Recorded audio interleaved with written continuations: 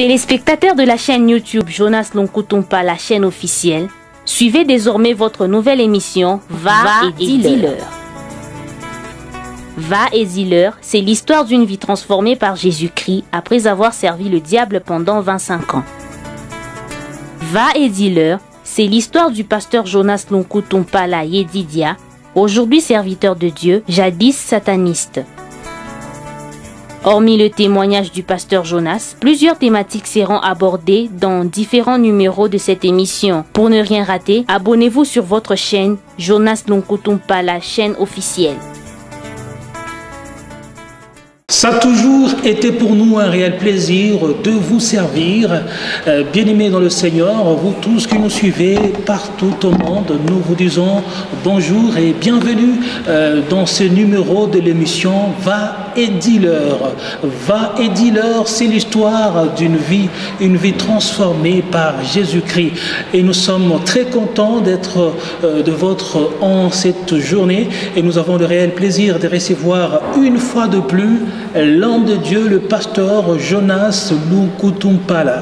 Il est avec nous, il va devoir poursuivre son témoignage. C'est vrai, vous êtes nombreux, vous qui nous écrivez, vous qui manifestez l'intérêt de suivre ce témoignage, de suivre cette émission Va et dis-leur. Alors aujourd'hui, nous recevons une fois de plus le pasteur Jonas. Il va poursuivre son témoignage.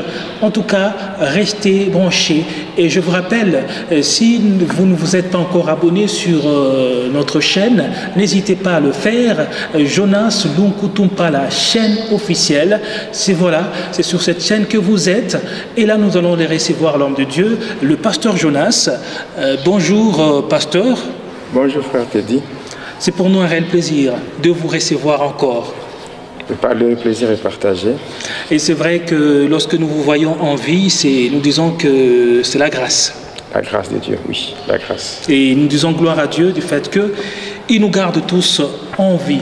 Alors, aimable internaute, vous tous qui nous suivez de partout, il est là, l'homme de Dieu. C'est vrai que vous avez eu à nous écrire, nous vous avons lu et en tout cas, ne vous en faites pas. Nous organiserons une émission pour répondre à toutes vos préoccupations, à toutes vos questions. Mais aujourd'hui, nous allons essayer de répondre à quelques préoccupations bien avant de poursuivre le témoignage. Nous allons répondre à quelques préoccupations des internautes qui nous ont posé quelques questions et surtout concernant l'homme de Dieu, le pasteur Jonas. Je pense que vous êtes prêt à répondre à une ou deux questions à ces sujets-là. Je suis prêt à répondre à n'importe quelle question. Voilà. Alors, quelques internautes ont voulu savoir votre relation actuelle avec le pasteur Christian. Parce qu'il y a eu des choses qui se sont racontées sur les réseaux sociaux à votre sujet et surtout à ce qui concerne votre relation avec le pasteur Christian. Bon, quel pasteur Christian d'abord? Quel pasteur Christian? Bon, non, en fait... Parce qu'il y en a beaucoup. Les pasteurs chrétiens que je connais, il y en a beaucoup. Alors j'aimerais savoir c'est quel pasteur Christian? Il paraîtrait que vous avez eu à passer sur une chaîne en ligne, une chaîne YouTube, sur laquelle vous avez reçu par un certain pasteur Christian. Et par après, il y a eu des choses qui se sont racontées sur vous. Bon, en fait, de nature, je n'aime pas parler en mal des hommes de Dieu. Selon que la Bible nous dit, ne touchez pas à mes rois. Je reconnais que le pasteur Christian Ben Boulba, Ben Boulba de Kinshasa, c'est un homme de Dieu. J'ai du respect pour lui et de la considération pour lui et son épouse, maman Tania. J'ai vraiment du respect pour ce couple-là. Mais cependant, pour ce qui est de votre question, ce qui est en rapport avec la question que vous venez de poser, moi, je n'ai pas de problème. Je n'ai pas de problème avec le pasteur Christian. Je n'ai jamais eu de problème avec lui. Pour la petite histoire, ce qu'on peut dire, c'est que moi et le pasteur Christian, on ne se connaissait même pas. Moi, je ne le connaissais même pas. Mais lui me connaissait passant par mon témoignage qui était déjà sur le net. Mon témoignage était déjà sur le net. Le pasteur Christian, j'ai travaillé avec lui cette année. au mois de janvier et le mois de février, quand j'étais à Kinshasa. Donc là, j'ai travaillé avec lui. Mais mon témoignage sur le net, c'est depuis, je dirais, depuis 2009, 2010, 2011. Déjà à partir de ces années-là, déjà mon témoignage était sur le net. Alors si j'ai eu à faire connaissance avec lui, c'est que c'est lui qui est venu vers moi. Il est venu vers moi passant par mon témoignage qu'il a eu sur Internet. Même mon numéro de téléphone, il l'a eu par Internet. Donc on ne se connaissait pas. Lui m'a connu passant par mon témoignage. Et ainsi, quand il m'a appelé, il m'avait appelé pour dire qu'il avait reçu une recommandation du Seigneur Jésus-Christ. Voilà, je suis clair dans ce que je dis. Il a dit que le Seigneur Jésus-Christ lui a dit, je vais te donner les coordonnées, ou je vais faire ce que tu sois en contact avec mon serviteur, le pasteur Jonas. Là, c'est selon le dire du pasteur Christian, il a dit que c'est le Seigneur Jésus-Christ qui lui avait dit de me contacter. Alors quand il m'a contacté par rapport à ça, il m'avait suggéré il m'avait proposé un travail. Par rapport à ce travail, il devait m'inviter. Il devait m'inviter à Kinshasa. Maintenant, il m'avait dit qu'il était en train de réunir le moyen pour ce travail-là. Alors, au mois de janvier, il m'a contacté ensemble avec une sœur qui est aux États-Unis, la sœur précieuse Diane, que je salue déjà en passant. Maintenant, ensemble, tous les deux, m'ont proposé de faire ce travail. Moi, je suis de Lubumbashi. Le pasteur Christian est de Kinshasa. Alors, entre nous deux, donc nos deux villes sont séparées par, je dirais, une distance de 2000 km. Oui. Donc, il fallait effectuer un déplacement de Lubumbashi et le rejoindre à Kinshasa. Alors, la sœur précieuse Diane avait mis de l'argent. Donc, c'est elle qui avait donné de l'argent. Et les États-Unis et les médecins, c'est elle qui avait mis son argent pour que... Donc, elle avait mis son argent pour que... Comment dirais-je? Pour que ce travail soit possible. Alors, c'est ainsi que, en mettant son argent, c'était juste $1000 qu'elle avait donné, $1000 qu'elle avait donné, et voilà, pour juste le transport de Lubumbashi jusqu'à Kinshasa, aller-retour, c'était déjà $800 par rapport au billet. Alors, c'est comme ça que je me suis déplacé. D'abord, vu que le budget était insuffisant pour le travail, parce que selon le pasteur Christian et la sœur Diane, il était question que je puisse avoir dans ce travail-là une enveloppe après avoir fait ce travail. Alors, par rapport à cela, le budget était vraiment insuffisant pour que ce travail soit fait. Alors, on m'a demandé à ce que cela soit reporté pour une date ultérieure, mais moi, je leur avais répondu à tous les deux que moi, comme vous avez cité le nom du Seigneur Jésus-Christ, que c'était lui qui avait dit au pasteur Christian de me contacter. Voilà pourquoi j'ai dit non, vu qu'il y a juste le transport. Voilà.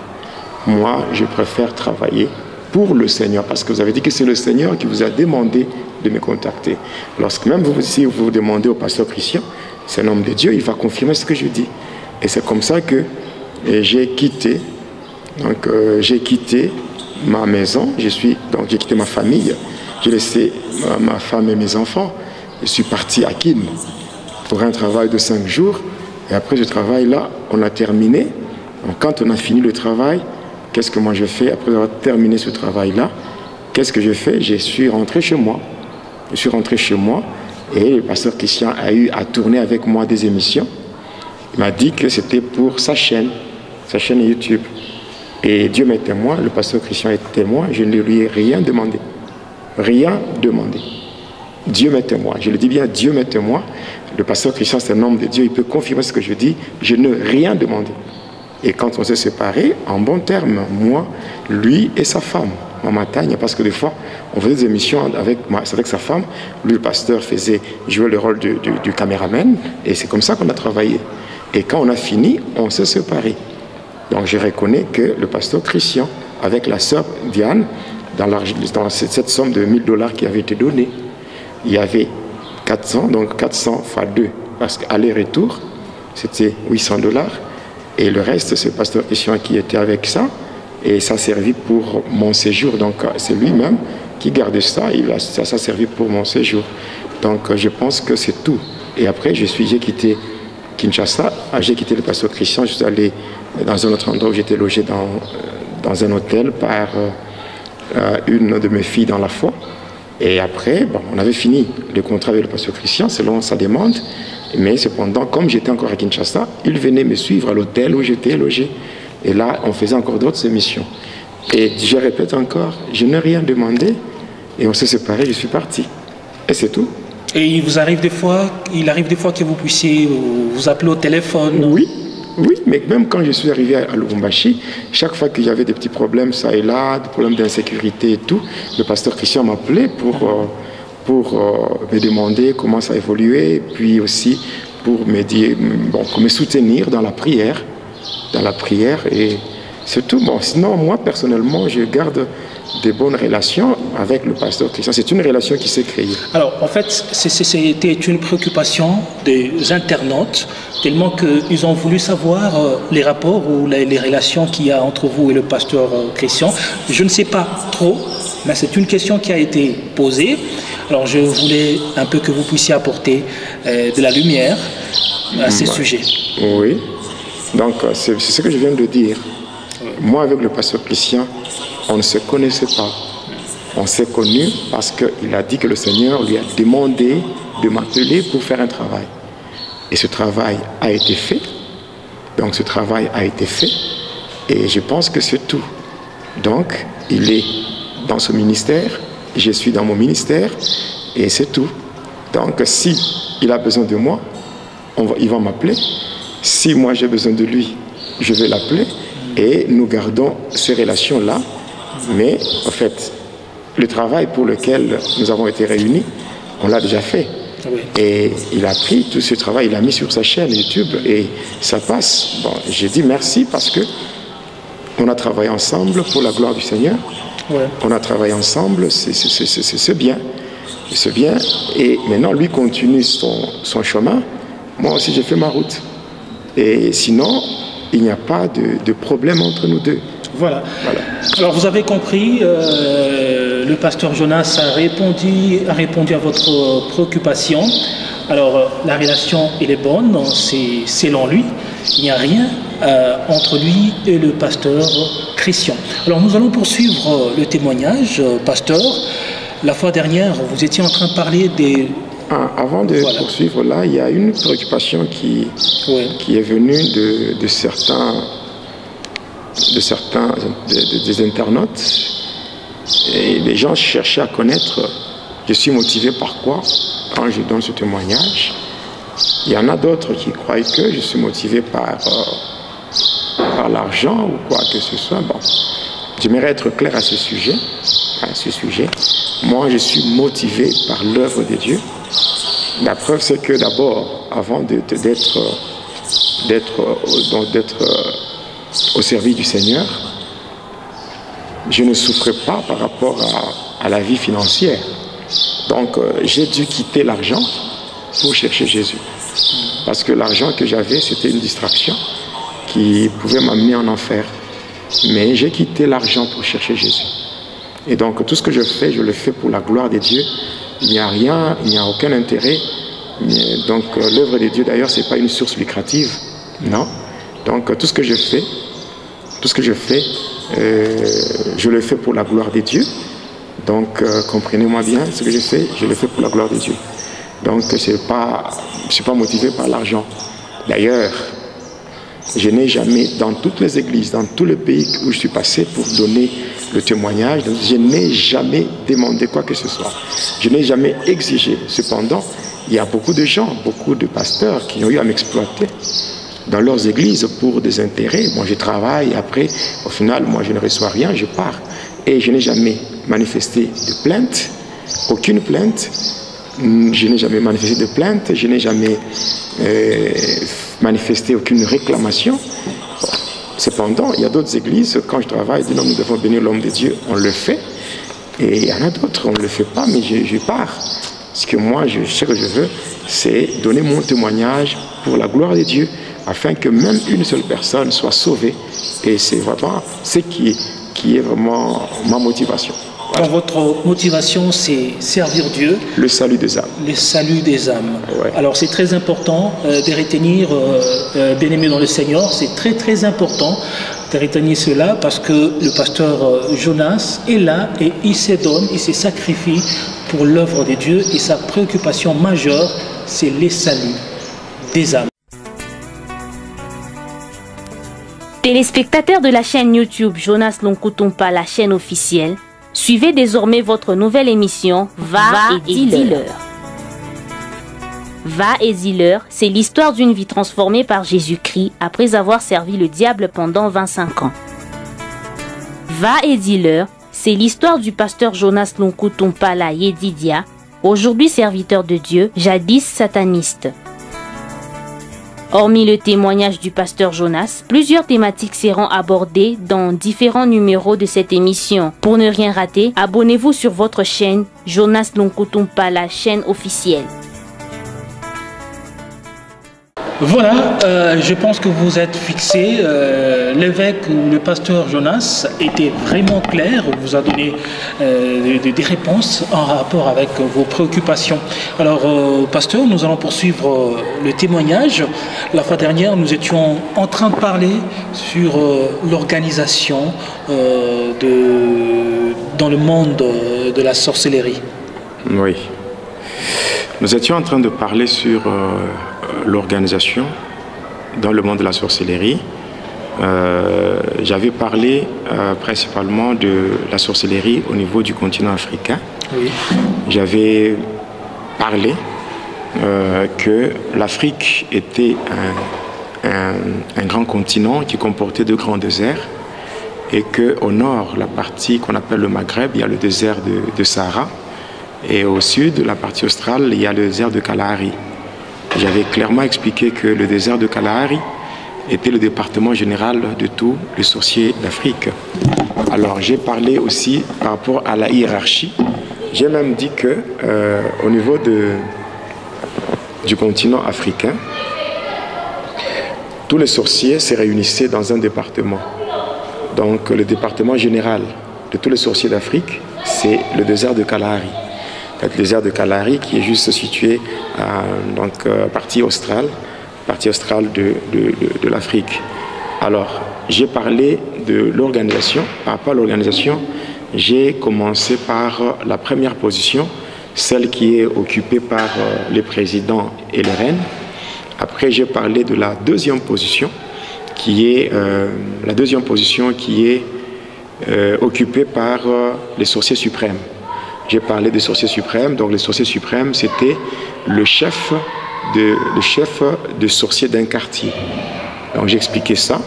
J'ai parlé aussi de la manière dont les sorciers s'organisent.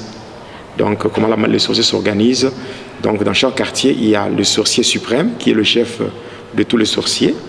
Et en dehors de ça, il y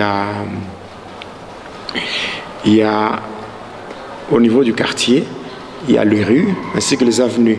Dans chaque rue, il y a des avenues et donc dans chaque rue, il y a un chef de la rue ou dans une avenue, il y a le chef d'une avenue.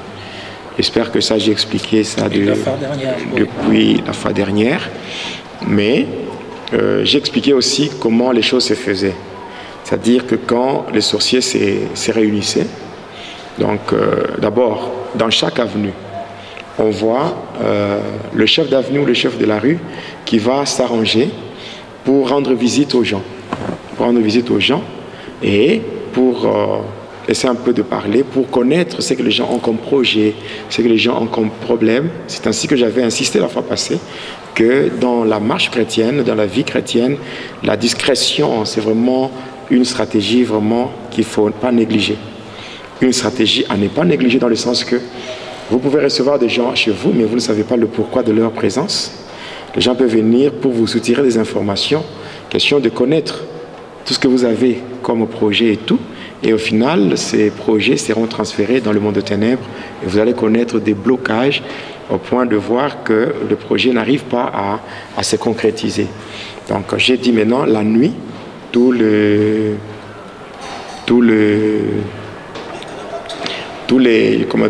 sorciers se réunissent. Ils se réunissent au croisement des avenues. Et c'est là que le sorcier suprême, qui est le chef de quartier, il va se mettre seul, là, au croisement des avenues. Maintenant, les chefs des rues ou les chefs d'avenue commencent à passer à tour de rôle pour donner le rapport, donc les différents rapports qui ont été prélevés dans les différentes familles qui sont situées sur leurs avenues respectives. Et après cela, maintenant, le chef de quartier, qui est le sorcier suprême, lui seul, va s'envoler pour aller dans le département général qui est situé au niveau du désert de Kalahari. Maintenant, dès qu'il est là-bas, là, il y a des prisons spirituelles dans lesquelles on doit bloquer tout ce qui a été cité. Si c'est le mariage, si ce sont les affaires, le business, je ne sais pas, la fécondité et tout, ces choses-là seront placées dans des prisons spirituelles. Maintenant, si la chose qui est placée dans une prison spirituelle appartient par exemple à une personne X, maintenant qu'est-ce qu'on va faire? On va chercher dans la famille de la personne. On va chercher un sorcier ou une sorcière. Alors, le sorcier-là sera utilisé comme un geôlier et on va lui demander de s'asseoir sur ce qui a été pris. Par exemple, le mariage, quelqu'un peut s'asseoir sur ce mariage-là. Et ainsi, la personne qui doit entrer dans ce mariage, dans ce monde ici, ça sera difficile. La personne va faire tout ce qui est en son pouvoir, mais rien ne peut marcher. Pourquoi? Parce qu'il y a quelqu'un qui est assis. Donc il y a une personne qui est assise sur ce qui est cherché. Alors, pasteur, et si par exemple, vous, la famille ciblée est, prenons en RDC, oui. Et qu'en RDC, il est là avec ses enfants, il n'y a pas un sorcier. Comment est-ce que l'on peut trouver notre sorcier de la famille? Est-ce qu'on peut, dans le monde sorcellerie, qu'il y a une façon de connaître que dans telle famille ou de contacter tel sorcier, ça s'est fait comment? Mon frère, là c'est une erreur. Dans ce monde ici, il n'y a aucune famille, je dis bien aucune famille, où les sorciers sont absents. Donc dans toutes les familles du monde, pas seulement en Afrique, dans toutes les familles du monde, si il n'y en a pas au niveau de la famille restreinte, c'est que dans la famille élargie, ils sont là. Ce sont les agents du diable placés pour contrôler la famille et lui transmettre le rapport. D'ailleurs, la famille n'amène pas le salut. La famille n'amène pas le salut. C'est l'homme qui donne sa vie à Jésus qui amène le salut dans sa famille. Quand nous lisons Actes 16, 31, qu'est-ce qu'il est dit? Crois seulement au Seigneur Jésus-Christ et tu seras sauvé, toi et ta famille. C'est-à-dire que c'est la personne qui donne sa vie au Seigneur qui est sauvée, et par après, le salut se manifeste comme une maladie contagieuse. Voilà, une personne qui est sauvée peut être un canal pour le salut de sa famille. Alors, ici, lorsque une personne, par exemple, n'est pas de ta famille, oui, et cette personne est sorcière, la personne aura la facilité de t'avoir dans la sorcellerie? Oui, oui. Comment? Je donne la réponse, c'est que un sorcier qui n'est pas de votre famille n'a pas l'accès direct à votre vie. Mais cependant, il peut passer par un sorcier de votre propre famille. Et il va collaborer avec un sorcier de votre famille pour vous livrer. Donc le sorcier de votre famille peut vous livrer. Non, le sorcier de ta famille peut être même au village. Oui. Est-ce que par rapport à la sorcellerie, oui, le déplacement dans le monde des sorciers, ce n'est pas comme ce qui se fait dans le monde physique. Donc un sorcier peut quitter, je ne sais pas, Lubumbashi, et aller, je ne sais pas, en Mbuji-Mayi, par exemple, aller à Kinshasa. À Kinshasa, vous avez 2000 km, donc, qui séparent Lubumbashi et Kinshasa. Mais un sorcier, quand il veut partir, il ne part pas avec ses corps. Il va partir avec son deuxième corps, qui est le corps astral. Donc, avec ce corps-là, il peut facilement sortir et, je crois, si on doit mettre, je ne sais pas, 2 heures dans un avion pour effectuer un déplacement de Lubumbashi vers Kinshasa. Mais un sorcier n'a besoin que de 5 minutes pour quitter Lubumbashi, aller à Kinshasa avec son deuxième corps. Donc c'est comme ça que les choses se passent. Vous voyez, par exemple, il y a des gens qui sont en ville, mais qui sont contrôlés par des sorciers qui sont au village. Oui. Comment ça se fait? Donc il y a ce qu'on appelle le dédoublement qui se fait comme ça. Et on peut dire que c'est un sorcier de la famille peut te faire plus mal qu'un sorcier qui n'est pas de ta famille? Même quand une personne quitte, je ne sais pas, son village ou ses héritiers de la famille pour aller habiter dans un milieu qui est vraiment lointain. Maintenant, qu'est-ce qui va se passer? Dans le milieu où la personne habite, ces milieux-là, il y a des gens tout autour qui peuvent avoir aussi des états d'âme compliqués, qui peuvent être dans la sorcellerie et tout. Mais cependant, les sorciers qui sont loin peuvent collaborer avec les gens qui sont dans l'entourage. Et ensemble, ils entrent dans un complot pour faire du mal. Voilà, donc c'est comme ça que les choses se font. Et eux se connaissent et se contactent facilement. Mais les gens qui sont dans le ténèbre se reconnaissent par des signes, par des marques de ténèbres. Il suffit seulement d'ouvrir les yeux, qui ne sont pas les yeux ordinaires, et avec les yeux qui sont mystiques, ils peuvent se reconnaître. Ils peuvent s'identifier passant par des marques. Et communiquer. Oui, communiquer facilement d'ailleurs.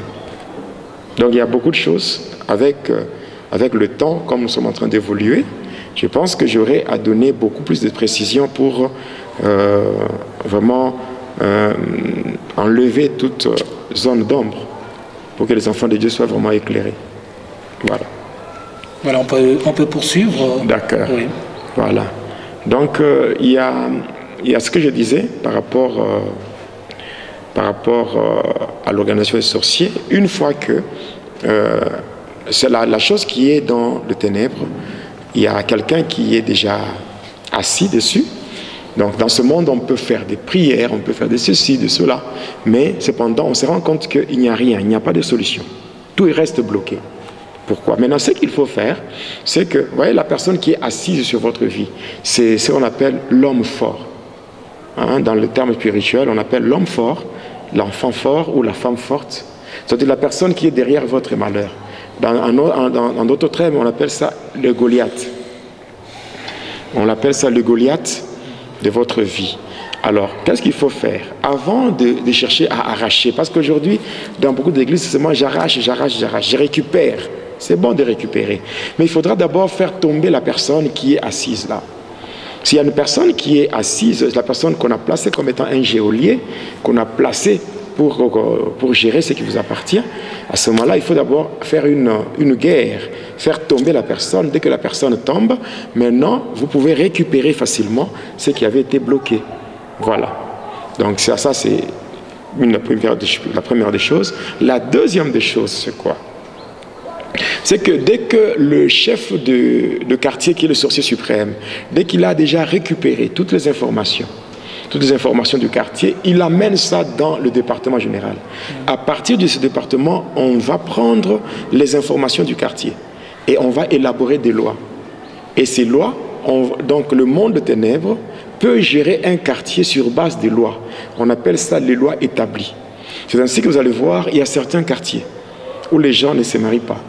Il y a des quartiers où les gens ne terminent jamais les études, où il y a des quartiers où il y a une forte prostitution. Voilà, des quartiers où les gens n'évoluent pas dans leurs activités commerciales. Donc, et il faut seulement faire un constat. On est dans un quartier, les choses ne marchent pas. On essaie de changer de milieu. On arrive dans ce quartier, mais ce qui ne marchait pas de l'autre côté, ça commence maintenant à marcher. Et on m'a parlé, c'est pas plus qu'il y a 2 jours, d'une avenue là où il y a que des veuves. Voilà, il y a toutes ces choses-là, ce sont des lois établies par les sorciers.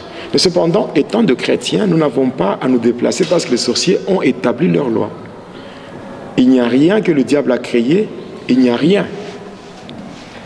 Il n'y a rien. Il n'y a rien que le diable a créé, il n'y a rien que les sorciers ont créé. Donc, tout le quartier, tous les différents quartiers de la ville, du pays, et tout ça appartient à Dieu. Et comme ces lois qui sont établies ne viennent pas de Dieu, donc on a le pouvoir de les arracher. Comme il est dit, tout ce que le Père n'a pas planté, sera déraciné et jeté au feu.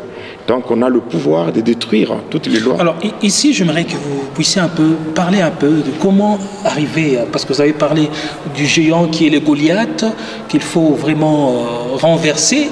Alors c'est là qu'il y a aussi le problème. Comment arriver à faire un bon combat qui peut arriver à renverser les Goliaths et à récupérer sa bénédiction? Ici, il faut être initié à la prière du combat spirituel. Oui. Et puis, il faut connaître les 3 dimensions de la prière. Quand vous prenez Matthieu 7,7, vous allez voir ça. Le Seigneur parle de 3 dimensions. Il parle de la première dimension qui est liée au verbe demander. La deuxième dimension est liée au verbe chercher. Et la troisième dimension est liée au verbe frapper. Donc, on dit demander et on vous donnera. Chercher et donc demander et on vous donnera, cherchez, vous trouverez, mais frapper et on ouvrira. Donc frapper, c'est une dimension, qui est liée au combat spirituel. Là, il n'y a pas un problème de l'humilité, il n'y a pas un problème de cajoler l'ennemi. Ici, on frappe pour que l'ennemi puisse céder et laisser vraiment ce qu'il avait bloqué. Voilà, c'est ce qu'il faut faire. Je pense que j'avais déjà donné un enseignement même sur YouTube. J'ai donné un enseignement sur le mystère de la porte et les 3 manières de s'approcher de Dieu. Et c'est passant par cet enseignement, ceux qui veulent suivre ça sur YouTube, cet enseignement est déjà sur YouTube, peuvent voir les 3 dimensions et comprendre comment on fait ce combat spirituel. Alors partant de toutes ces lois-là qui seront établies dans la sorcellerie pour contrôler un quartier, pour diriger un quartier ou une commune. Alors, comment arriver aussi, en tant que chrétien, à s'échapper de ces lois? On ne s'échappe pas de ces lois, on les détruit. Les lois, là, doivent être détruites.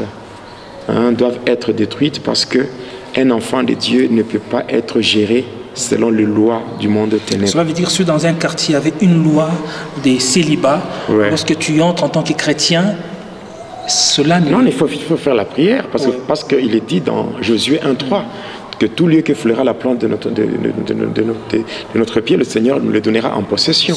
Et prendre possession d'un lieu, c'est quoi? Prendre possession d'un lieu, c'est imposer silence à tout ce qui n'est pas de Dieu. Donc tous ceux qui ne confessent pas la Seigneurie de Jésus-Christ, qui ne reconnaissent pas la divinité de Jésus-Christ, on impose le silence. Oui, parce que les démons ne peuvent pas agir seuls. Les esprits qui sont là pour concrétiser ces choses, ils se ces lois comme ordre de mission. Les lois sont élaborées, maintenant les démons viennent pour concrétiser, mettre en application ces choses-là. Maintenant, si premièrement, les lois sont annulées, passant par le sang de Jésus-Christ, et de 2, imposer silence à ces sorciers, le tailler en pièces, les enchaîner et les conduire tout droit vers le lieu aride, et cela sans retour au nom de Jésus-Christ. C'est comme ça que les choses peuvent évoluer. Parce que le seul langage que les agents de ténèbres comprennent, c'est la violence. Parce que quand, dans le verbe demander, il n'y a pas la violence, on ne peut pas demander avec violence. Chercher, il n'y a pas de violence là-bas. On cherche, c'est qu'on réunit toutes... on réunit toutes les stratégies possibles pour trouver la chose qu'on cherche. Mais frapper, ça c'est...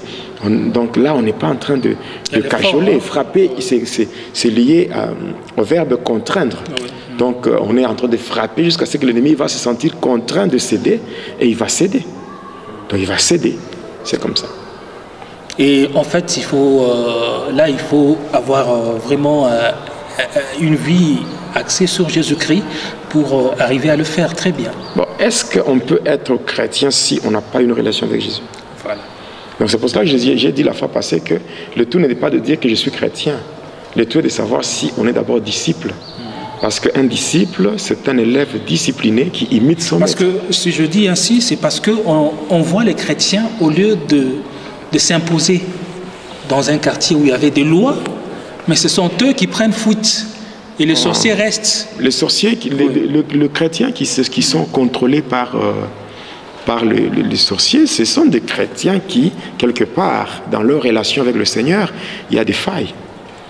Oui, parce qu'il est dit dans 1 Pierre chapitre 1er, versets 15 à 16, la Bible dit, puisque celui qui vous a appelé est saint, soyez aussi saints dans toute votre conduite, selon qu'il est dit, vous serez saints parce que je suis saint. Donc notre Dieu est un Dieu saint. Et lorsque nous nous approchons de lui, nous devons être revêtus de sa nature. Parce que l'environnement de Dieu, c'est la sainteté. Donc voilà pourquoi même les êtres sublimes, lorsqu'il est question d'adorer Dieu, ils se sont retrouvés pauvres dans leur vocabulaire.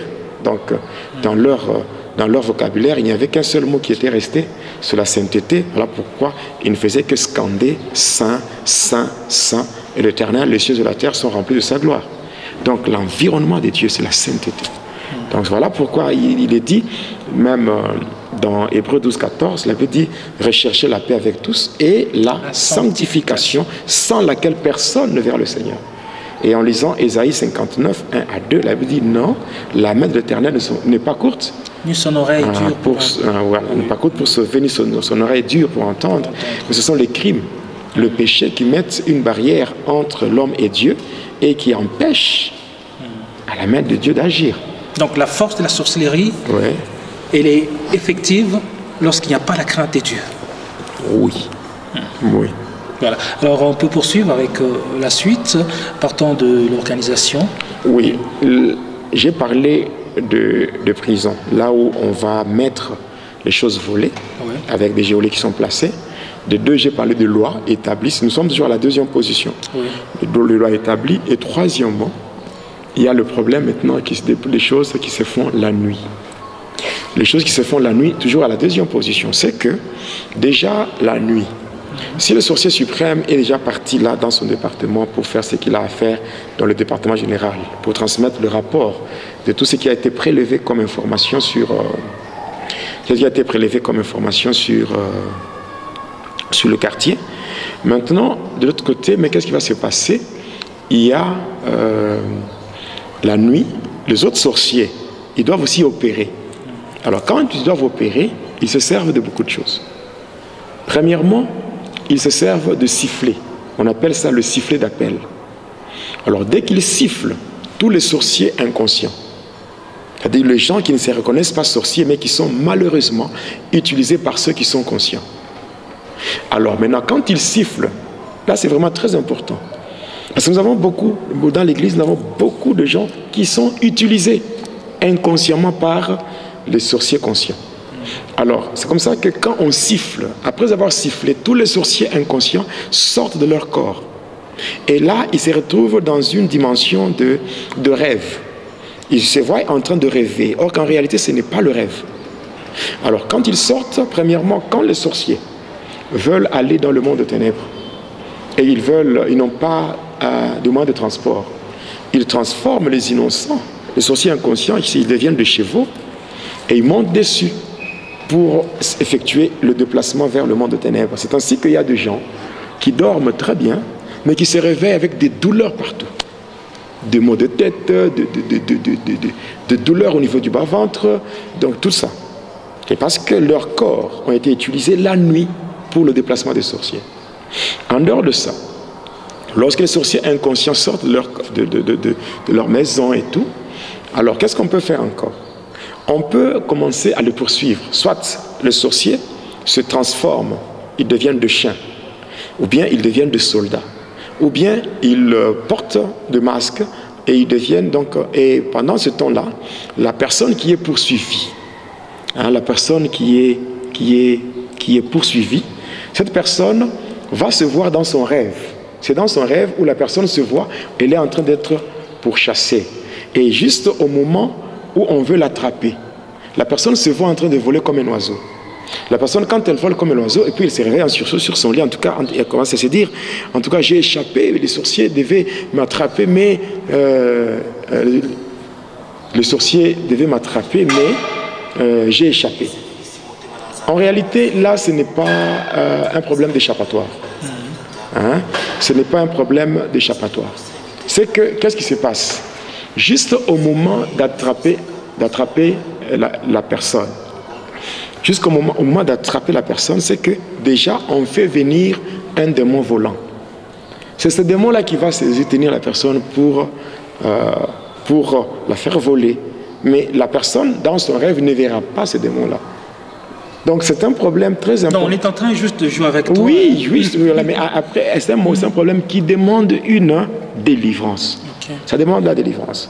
Un autre élément, c'est quoi? C'est que on peut prendre le sorcier inconscient.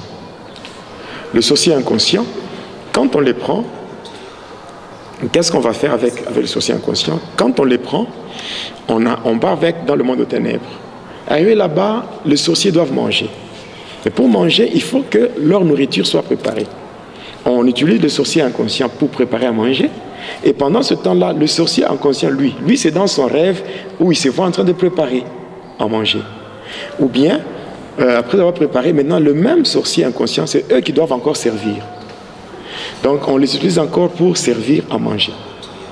Et là, dans le rêve, la personne se voit en train de servir à manger.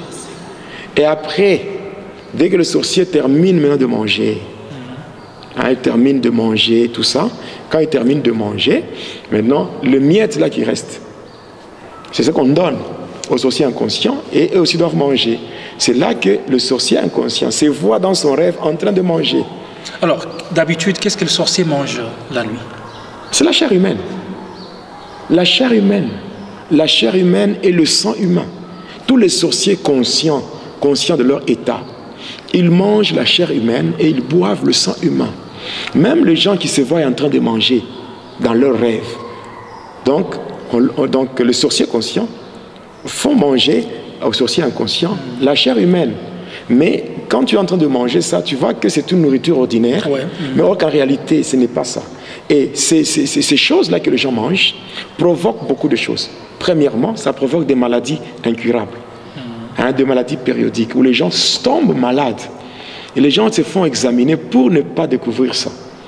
La personne se sent malade, mais lorsqu'on l'amène à l'hôpital, on peut faire le labo, donc les examens de labo, on peut faire le scanner, on peut faire l'échographie, on peut faire tout ce qu'il y a comme examen, mais on ne trouve rien. Et là, quand on ne trouve rien, même la médecine peut se déclarer impuissante. Ça crée aussi donc des maladies. Et là où la médecine humaine est impuissante, il y a Jésus-Christ, le médecin par excellence. Lui ne soigne pas, mais lui guérit. Jéhovah Rapha. Et puis en dehors de ça, non seulement ça crée des maladies incurables, mais ça crée aussi, donc ça crée de rétrogrades. C'est-à-dire les gens qui font naufrage par rapport à la foi. Donc quand on lit Apocalypse 2, 4 à 5, la Bible dit quoi? C'est que j'ai contre toi, c'est que tu as perdu ton premier amour. Voilà. Regarde par où tu es tombé, répands-toi et reprends tes anciennes œuvres. Donc il y a des gens qui ont bien commencé avec le Seigneur, mais qui sont en train de régresser. Donc qui sont en train de faire naufrage par rapport à la foi. Donc il y a beaucoup de choses. Vous savez, aujourd'hui, il y a beaucoup d'hommes de Dieu qui ne savent pas comment interpréter le rêve, interpréter les songes. Donc ça crée beaucoup de problèmes dans les églises. Donc il y a beaucoup de choses qui se font. Et d'ailleurs, quand les sorciers terminent de manger comme ça, comment ils terminent de manger, et là c'est le temps maintenant de se divertir. Et lorsqu'il est question de se divertir, les sorciers doivent commencer à chanter. Et pendant qu'ils chantent donc leur cantique là, il faut qu'il y ait des instruments de musique. Et par rapport aux instruments de musique, mais qu'est-ce qui s'est fait? On prend maintenant les sorciers inconscients, on prend leur ventre, on transforme ça quand ça devient de tam-tam. Et on prend des jambes, ça devient de guitare. C'est comme ça qu'il y a des gens qui se réveillent avec des douleurs abdominales impossibles, des gens qui ont des douleurs au niveau des jambes. On peut même soupçonner que c'est un problème de rhumatisme. Donc, or, ce n'est pas ça. Donc, en dehors de ça, il y a des gens, je m'excuse le terme, il y a aussi certaines sœurs, certaines femmes par rapport à leur cycle menstruel qui se retrouvent avec de règles douloureuses parce que leurs ventres ont été utilisés. Des douleurs au niveau du bas-ventre, c'est ça, ce sont des sorciers qui font des choses pareilles. En dehors de ça, toujours au niveau là nous sommes à la deuxième position, c'est qu'il y a encore ce quoi? C'est que la nuit, quand on siffle, déjà on entre dans cette dimension-là. Dans cette dimension où le sifflet n'est pas... la personne qui n'est pas sorcière ne peut pas... Non, j'ai parlé des sorciers inconscients. Oui. Maintenant, qu'est-ce qui va se faire? Quand on siffle comme ça, si un sorcier était en train de convoiter une femme, et que pendant le jour, il ne sait pas l'aborder, mais peut le faire la nuit. Et cette fois-là, il va entrer dans la maison et coucher avec la personne. Et la personne va se voir dans un rêve érotique. C'est-à-dire que la personne se voit dans un rêve en train de connaître des relations intimes. Or que ce n'est pas le rêve. Ce n'est pas le rêve. C'est la réalité. La personne se retrouve comme cela. C'est comme cela qu'il y a une différence. Quand on parle des démons, les démons de la sexualité, les démons de la sexualité sont répartis en 6 catégories différentes. Aujourd'hui, beaucoup de gens parlent seulement du phénomène femme et mari de nuit. Or, en réalité, ce n'est pas ça. Il y a les femmes et maris de nuit, il y a les femmes et maris de nuit de la sorcellerie, il y a les incubes, il y a les succubes, il y a les sirènes des eaux, les sirènes de l'air, il y a le génie de la forêt, il y a les fantômes et les revenants. Donc il y a beaucoup. Il y a aussi ce qu'on appelle le Lilith, le Lilith ou le spectre de la nuit. Donc il y a le Lilith qu'on appelle le spectre de la nuit. Donc toutes ces choses-là, avec le temps, au fur et à mesure que nous avançons avec cette émission, dans d'autres numéros, j'aurai à parler sur ces éléments-là. J'aurai à parler sur les démons de la sexualité qui sont à la base de beaucoup de dégâts tels que les myomes, les fibromes, donc les myomes, les fibromes, les kystes ovariens et toutes ces choses. Et pour les infections urinaires, il y a des blocages financiers. Vous savez, les maris de nuit, les maris de nuit et les femmes de nuit sont à la base aussi des blocages financiers. Et aussi l'instabilité au niveau conjugal. Où donc ces esprits-là créent même l'incompréhension entre les conjoints. Donc ce sont des choses-là, avec des choses avec lesquelles il ne faut pas jouer, il ne faut pas s'amuser. Donc de la même manière, quand on se met à combattre les esprits des morts, les esprits de maladies et tout, c'est de cette même manière qu'il faut combattre avec acharnement aussi les démons de la sexualité. Voilà. Et aussi, quand les sorciers entrent dans des maisons, ils font beaucoup de dégâts. Et beaucoup d'enfants de Dieu sont victimes de ce que les sorciers font la nuit. Et il y a aussi même des éléments qui leur permettent d'entrer dans des maisons. Vous savez, en lisant Osée 4:6, il est dit « Le peuple de Dieu périt parce qu'il lui manque la connaissance. » Oui, le peuple de Dieu périt parce qu'il lui manque la connaissance. Alors, maintenant, qu'est-ce qui se passe? Il y a 4 éléments que le monde de ténèbres ou les sorciers utilisent pour accéder aux différentes maisons, pour faire leur entrée, pour accéder aux différentes maisons. C'est que, d'abord, ce qu'il faut savoir, c'est que la nuit, quand les sorciers sont en plein vol, toutes les maisons des païens et de chrétiens hypocrites, ces maisons-là sont sans toiture. Il n'y a ni tôle, ni charpente, ni plafond, il n'y a rien. Et quand les sorciers sont en plein vol, ils regardent comme ça même dans des maisons. Ils regardent, ils voient tout pendant la nuit. Je dis bien les maisons de chrétiens hypocrites et de païens. Parce que être chrétien, ce n'est pas avoir une Bible. Être chrétien, ce n'est pas aller à l'église. Être chrétien, ce n'est pas prophétiser. Être chrétien, ce n'est pas parler en langue. Être chrétien, ce n'est pas être gentil. Non. Être chrétien, c'est craindre Dieu, marcher dans une nouveauté de vie, avoir une communion parfaite avec le Seigneur, marcher dans une harmonie avec le Seigneur, vivre dans la crainte de Dieu. C'est ça être chrétien. Il y a des gens qui sont des chrétiens des noms, c'est-à-dire les faux circoncis. Voilà. Alors, maintenant, toujours la nuit, nous, quand on partait, on était agent de ténèbres, lorsqu'on partait en plein vol, donc on peut être dans des projections comme cela, ce n'était pas toutes les maisons qu'on voyait sans toiture. Il y avait d'autres maisons qui étaient entourées par des flammes de feu et on ne pouvait même pas s'approcher. On ne pouvait même pas s'approcher. Pourquoi? Parce que si on s'approchait, on devait tomber. Voilà. Et le matin, au petit matin, les gens pouvaient nous retrouver. C'est comme ça que quand on voyait ces maisons-là, on s'arrangeait pour dévier de loin même. On fait tout pour dévier afin de ne pas tomber. Et ces maisons, ce sont les maisons de vrais chrétiens. Alors, ici, et le comble de tout ça, c'est que les maisons qui sont environnantes, donc les maisons qui sont tout autour de ces maisons avec des flammes de feu, ces maisons aussi bénéficient de la protection. C'est-à-dire, il y a certains païens qui ne sont pas facilement atteints par les sorciers parce que justement parce que leur maison se situe à côté des maisons des vrais chrétiens. Voilà. Et quand nous lisons la parole de Dieu, notre Seigneur est vraiment fidèle. Quand nous lisons dans le livre d'Abdias, Abdias chapitre 1er, le verset 18, la Bible dit « La maison de Jacob sera un feu, et celle de Joseph sera une flamme. » Donc Dieu est vraiment fidèle. Maintenant, les 4 éléments qui permettent aux sorciers de descendre dans des maisons et de faire des activités maléfiques, c'est premièrement, ce sont les images. Il y a des gens qui ont dans leur maison des images d'un faux Jésus. Un Jésus avec un cœur rouge là, et un cœur qui émet des rayons lumineux. Un cœur rouge. Il y a des chrétiens qui ont dans leur maison les images d'une fausse Marie. Une dame qui est là avec aussi un cœur rouge là-bas, ou bien une dame qui a des pieds posés sur un serpent et qui a à sa tête, donc qui a des pieds nus posés sur un serpent. Il y a une femme qui a un bébé. Et qui a à sa tête une couronne de 12 étoiles. Et les gens croient que c'est Marie, la mère de Jésus. Ouais. C'est pas vrai. C'est Marie Marguerite. Ça, celle-là, c'est une déesse du monde Armstrong que les gens mettent dans leur maison. Vous voyez, il y a des photos, donc de telles images où on voit par exemple en bas c'est écrit I am the way, donc I am the way, the truth and the life, pour dire je suis le chemin, la vérité et la vie. Ce sont des distractions. Ou bien en bas c'est écrit Jesus is my Lord, donc Jésus est mon Seigneur. Jesus is my King, Jésus est mon roi. On écrit des choses pareilles. Ce sont des distractions. Et ce sont des distractions en réalité.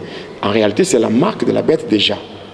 À partir du monde d'Armstrong, parce que je connais bien tout ce que le diable a déjà monté à partir du monde des ténèbres. Mais en fait, ces écrits-là, quoi c'est mauvais s'il y a des écrits... Ce sont des distractions parce que... Non, en fait, les écrits n'ont pas de problème.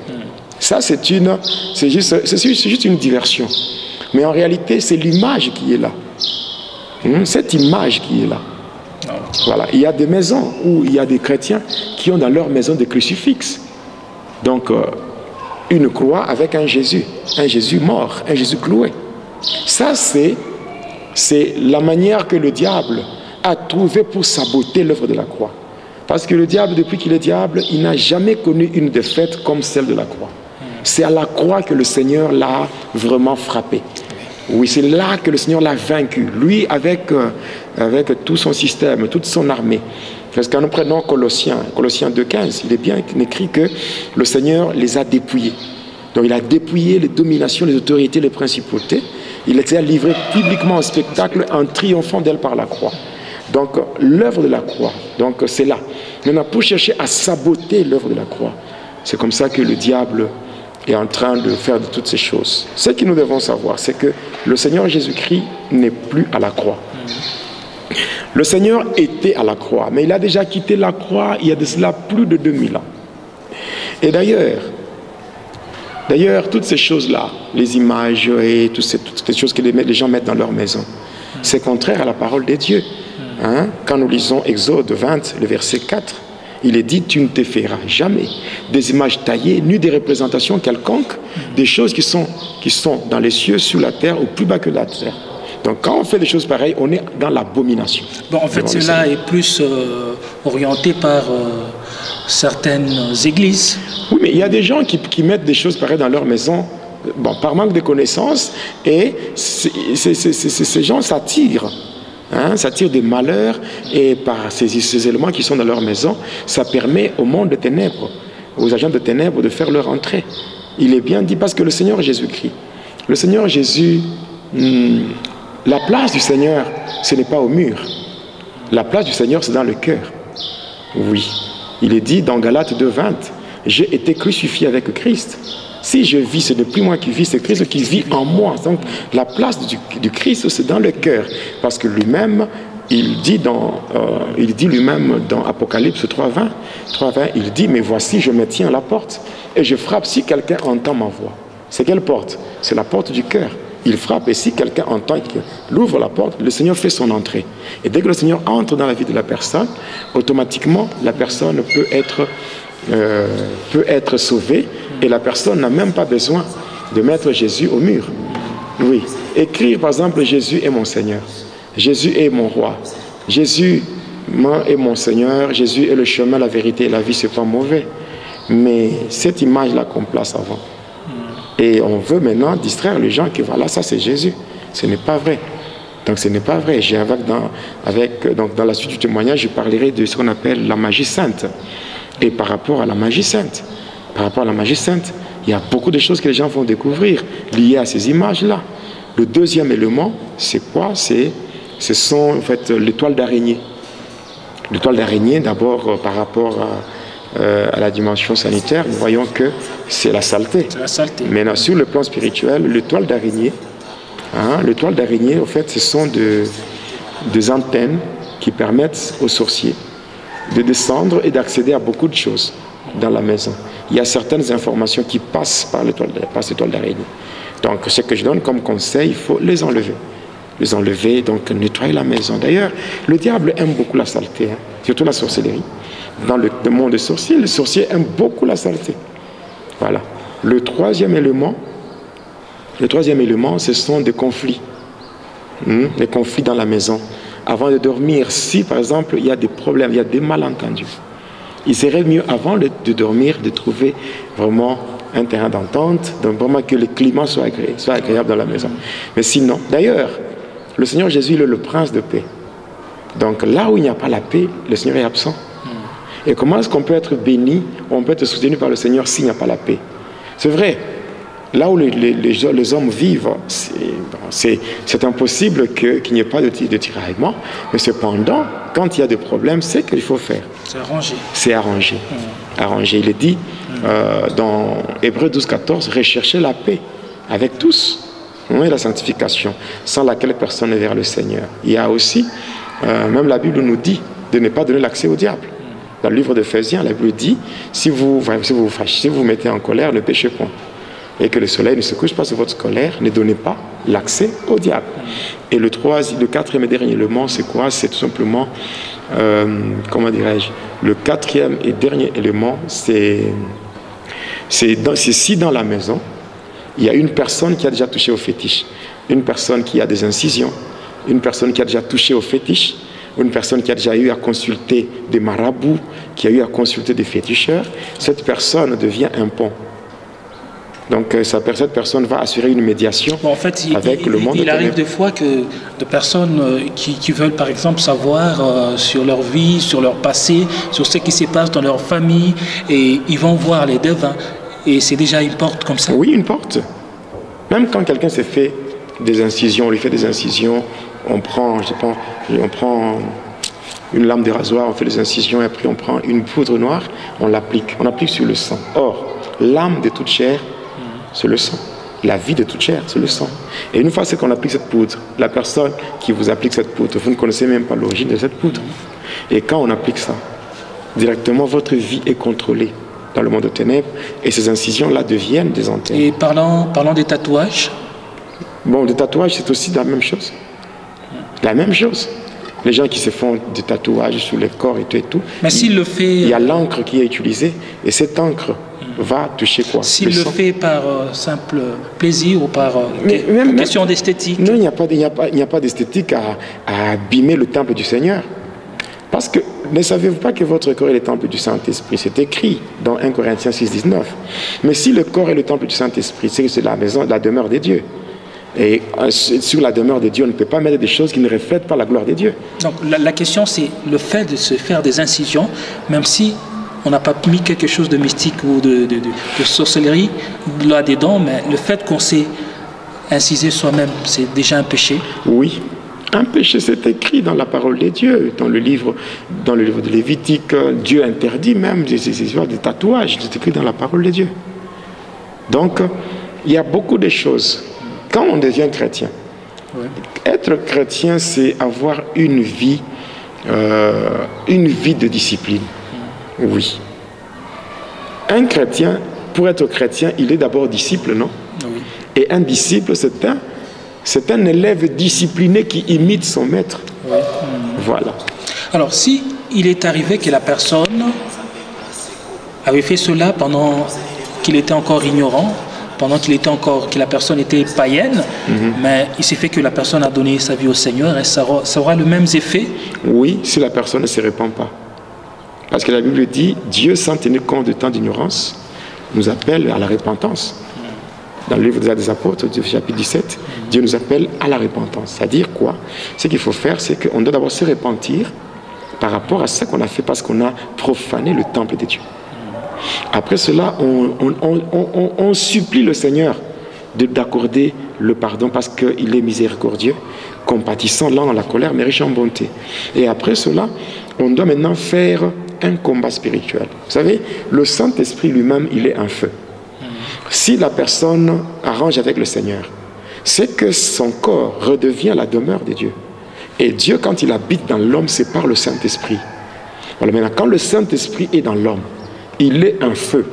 Et le feu dévorant consume ce qui n'est pas de Dieu dans le corps de la personne. Ça détruit même dans l'esprit. Parce que le feu du Saint-Esprit affecte toutes les trois parties de l'homme.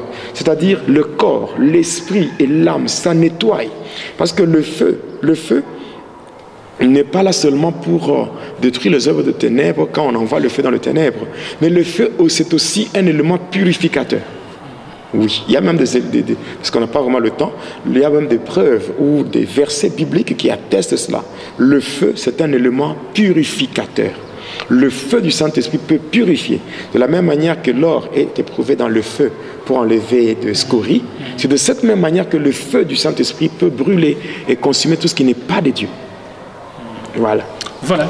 Alors, aimable internaute, vous tous qui nous suivez de partout, vous avez bien suivi ces témoignages très édifiants avec le pasteur Jedediah Jonas. Il nous a parlé, et le but de ces témoignages, ce n'est pas pour vous apprendre la sorcellerie. Non, non.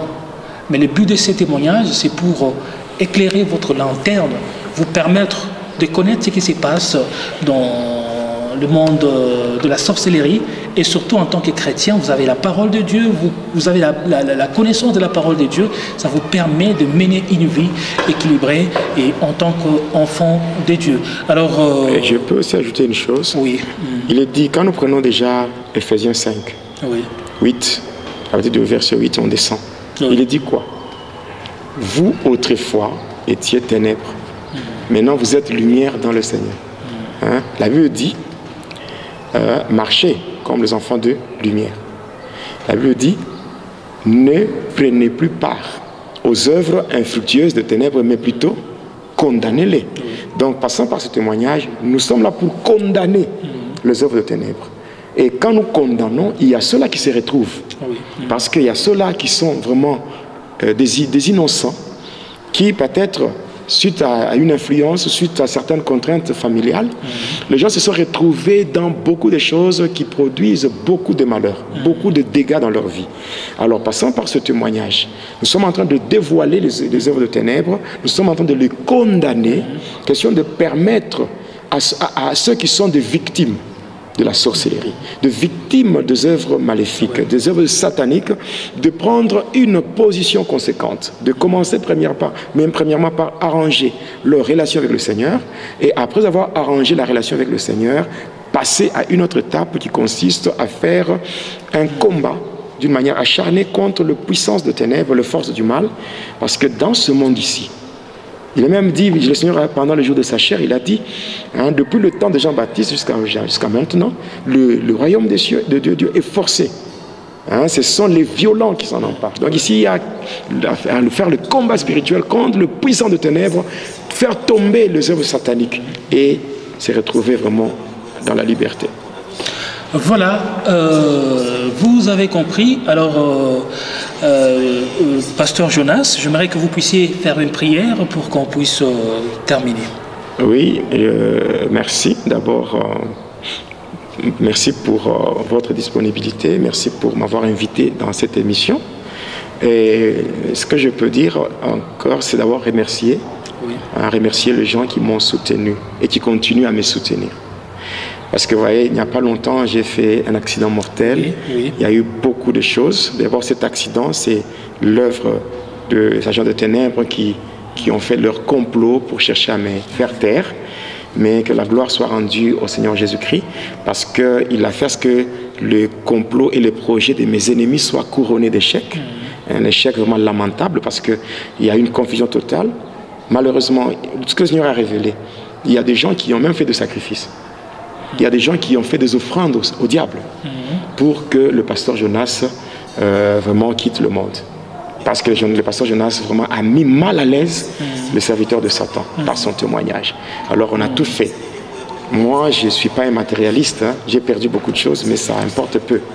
Mais cependant, je suis reconnaissant par rapport à la grâce que le Seigneur m'a accordée en m'épargnant, donc moi et ceux qui étaient dans le véhicule. Le Seigneur a fait que nous puissions échapper à ce qui était planifié. Alors là, je dis merci au Seigneur premièrement, et de deux, je dis merci à tous ceux-là qui me soutiennent.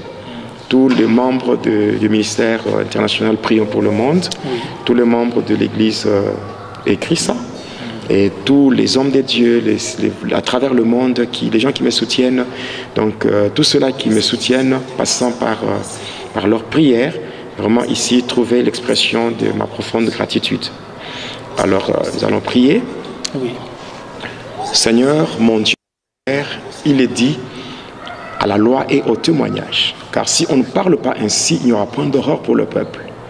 Seigneur, tu es venu dans ce monde en tant que lumière. Toi-même, tu es la lumière du monde, tu es venu pour éclairer le monde. Et après, tu as dit que nous aussi, nous sommes la lumière du monde. Et aujourd'hui, Seigneur, sachant très bien que le diable travaille dans ce monde, il a imposé le ténèbre dans ce monde par ses activités maléfiques. Et la parole déclare que les ténèbres ne régneront pas pour toujours. Tu nous as suscités en ce temps comme des instruments pour apporter la lumière. Et cette lumière, nous apportons passant par le témoignage. Ainsi, Seigneur, au nom de Jésus, que tous ceux qui ont suivi ce témoignage, tous ceux qui se retrouvent, et même ceux-là qui suivront après, Seigneur, tous ceux-là qui vont se retrouver, laisse que ta main qui n'est pas courte, que cette main touche, cette main qui est capable d'aller au-delà de ce que la main de l'homme ne peut pas faire. Que ta main agisse, car je sais et je reconnais qu'il n'y a aucune circonstance qui peut demeurer constante devant ta main puissante et agissante. Alors, Seigneur, agis pour la gloire de ton nom. Viens, Seigneur, parce que moi, j'ai juste déposé une sémence. Cette sémence a besoin d'être arrosée. J'aimerais, oh Dieu, que cela soit arrosé par la puissance du Saint-Esprit et que cela puisse germer et que nous puissions voir les résultats. Le résultat que nous voulons voir, c'est le salut, la conversion, la délivrance que tu peux opérer dans la vie de toute personne qui s'approchera de toi en toute humilité. Alors je recommande tout le monde entre tes mains. Même ceux-là, oh Dieu, qui étaient dans la distraction, qui étaient encore dans une vie païenne, oh Dieu, qu'ils trouvent, passant par ce témoignage, une occasion de se réconcilier avec toi. Parce que tu es là et tu les attends à bras ouverts. Ainsi, mon Dieu, je bénis ton Saint-Nom. Je bénis, Seigneur, ton Saint-Nom. Je te lève parce que tu es Dieu. Le seul et l'unique vrai Dieu qui nous soutient et qui nous fait du bien. Le seul Dieu qui nous protège. Je recommande, oui Seigneur, je recommande ma famille. Je recommande l'Église et Christ, le ministère Prions pour le monde. Je recommande le bien-aimé frère Teddy ainsi que le frère Boni. Tous les deux, je les laisse entre tes mains. Oui Seigneur, nous avons besoin de toi, de ta protection. Merci pour tout ce que tu fais. Et nous disons, Seigneur, que la gloire, l'honneur, la puissance, la magnificence, la révérence ainsi que la majesté te soient rendues, car tu es Dieu. Le seul qui est digne d'occuper le trône de nos cœurs, car tu es notre roi. Que ton nom soit béni, au nom de Jésus-Christ. Amen. Amen. Alors vous étiez nombreux, vous qui nous avez suivis de partout, nous disons que nous vous aimons.